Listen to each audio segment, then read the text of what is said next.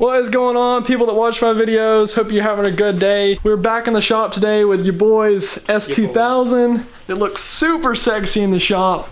Got Patrick here with his new car. You'll see that in a little bit. But today we're gonna be tackling the task of doing an oil change on this car. Just a general bolt check, kind of look over it since we haven't done that. And as you can see, it's got some sexy bride seats in it and a nice little Nardi steering wheel down there. And unfortunately, tell us about the registration, Christian. They had to be a jerk about that action. Yeah, so I bought the car in Alabama, which it had a rebuilt title there. But when I brought it over to Georgia, I have to get it re-inspected. So they want stock seats, stock steering wheel. Yeah. And as you can tell, there's not much stock on the car. Yeah, so we got to fix that up for him, and then he's gonna come back. We're gonna put the same parts back on. So people that live in California probably knows the drill on the whole exhaust stuff. So hopefully you guys enjoy the video. Oh, dude, that was way over torqued. Oh shit. Was it? That's way over torqued, isn't it? Yeah, it's way over torqued. And an aluminum pan.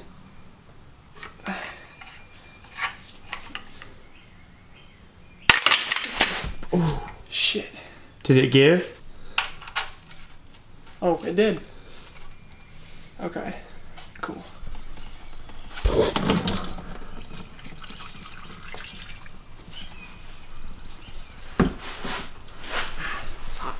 Alright, so I figured for some of you guys that watch my videos more all the time and aren't like new S2000 people, I would give you guys a little bit of an update on the 1J. I was going through doing everything about to do the cam seals and found some no good shit under here. So basically, I'll show you guys what that looks like. So that's what this shit looks like.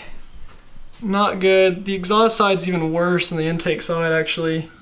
You can see some of these, you can't even see the bolts, but the exhaust side, you can't even see like the color of the cam caps at all. They're just completely black. At this point too, I'm just worried like not just about like the head, like all the other surfaces in the block. Like we don't know if there's gonna be any scoring on the cylinder walls or like the main bearings or like how bad they could be, but like, I don't know. It's just like, it sucks, but I'm gonna try to just get a new motor. Yeah, it just sucks. What happens?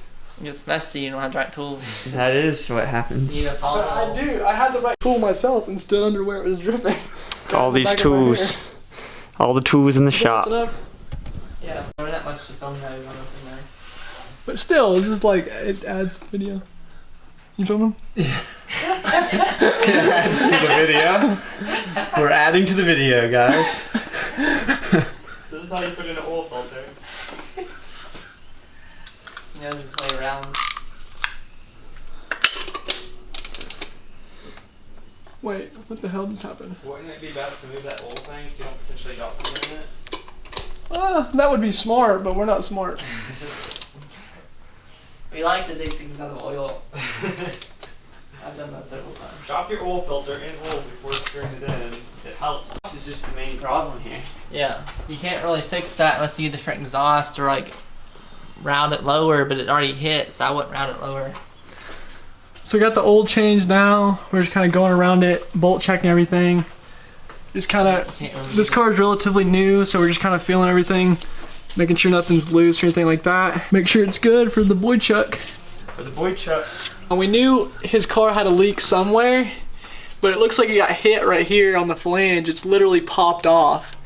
And hopefully you can see in the camera that like you can see through the exhaust. It's even so bad that on the diff, you can scrape off the black soot. You'll see that? It's like literally coming off from the exhaust. You can literally see light straight through the exhaust. Yeah, dude. Film the flames on the side. Look how bad that is. Wrecked. Somebody hit this shit hard. And it's not Christian, because like, and even if it was, I mean, accidents happen, but still, like, it was not me. Dude, this looks like it's been here for a while, and you hadn't had the car that long. So nobody, nobody comment in the Christian or shit. Nobody comment in the comments that it was Christian, like being dumb because not him. And he hasn't had the car long enough for that to be him. Right. So does look good up there though. Yeah, it does. This paint's badass, and it's just a sweet car. And once you get this exhaust fixed, it's probably gonna sound even sicker than it already does. Maybe It's gonna be insane in the mountains, dude. It's gonna. The test port. This is gonna be Difficult spot. Stop making a mess. Mobile 1. 10W30 high mileage. Why is mine weird? I apologize in advance if I spill any. I'm gonna try my best to not make a mess, but I can only go as I can only try as hard as I can. Alright, it's at the edge. Perfect. How's that feel? Feels good. Sure, it's a little tight. But it has good center of gravity if the engine's that far back. It's technically a mid-engine car. It's crazy. Because the if you look, the engine's behind the front axle, so technically speaking, it's the same as a Ferrari, just in the front. Yeah, so this is my Ferrari. Revs to 9,000. It has red to match it. Red symbols. Oh shit, it's pouring out the bottom. No, I'm just kidding. Funny how the air intake is right there at the fan. Yeah. Is that bad? I mean, it's You didn't bull. like Dude, it's a hot air intake. That's what I'm saying. Forgot we noticed that when he got it. It really needs air coming around from the front of the radiator, not behind it. It needs hot air, not cold air. You need cool air, not hot. No, dude, it's your cool radiator, like cooling the air before it hits the intake. I'm not being serious, people in the comments. Alright, so we're about to commit the crime of taking out these super sexy brides and that sexy Nardi steering wheel. All because when you get this thing registered, so it looks pretty simple. All the bolts look like they're easy to get to and everything, so hopefully it's not too bad. Get this tab and you're done. Actually, while this is still in there, I'm gonna scoot it up. It should only be 4 bolts. Yeah, it is. That's what I'm saying. I couldn't get mine to slide very well. I'm gonna put this back in there. Wait, what the heck?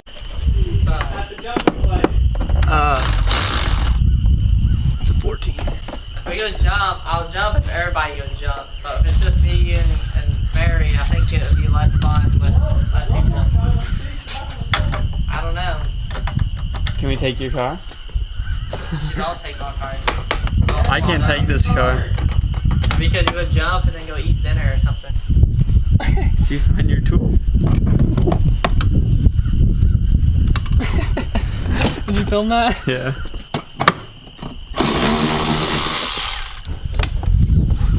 There you go. Just go up, up, up, up. Got it. Moment of truth.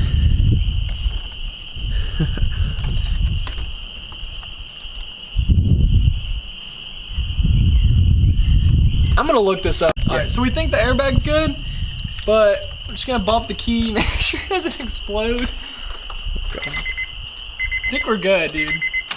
So I figured I'd give like a little bit of an update. We got the seats back in here and the airbag thing, everything, but the airbag light on the dash will not go away, and we thought it was something to do with like the seatbelt wires, but that didn't fix it. And we can't seem to get it fixed. We've been working with it for like a little over an hour trying to get the airbag light to go away, and we're gonna try one more thing and hope it fixes it. So we tried a ton of different stuff trying to get this thing, trying to get the airbag light to go away, and we've been working with it for like probably 2 hours, wouldn't you say? Yeah, at least. And still can't get it to go away. So if any of you guys know why an airbag light wouldn't go away, I think that's gonna do it for this video though. So if you like this video, drop a big like down below.